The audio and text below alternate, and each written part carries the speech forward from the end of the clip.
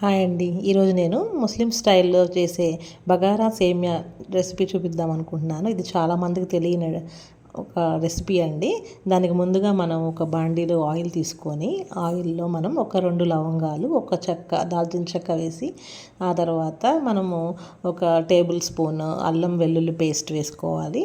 ఇది నేను ఒక 2 కప్స్, ఒక 2 కప్స్ సేమియాకి చెప్తున్నాను.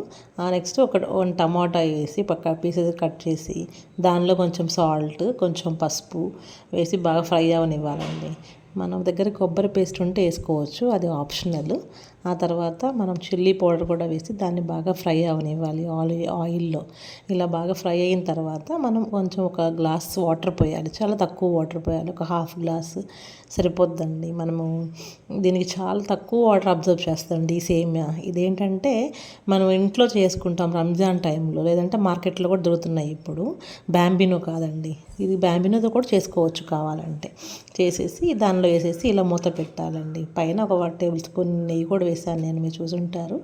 తర్వాత ఇలా దీన్ని బాగా మనం ఒక 5 మినిట్స్ ఆగి మూత తీసి ఇలా సర్వ్ చేసుకోవడమేనండి. ఇది ముస్లిం style bagara semiya ready. Please like, share and subscribe my channel. Bye, have a nice day.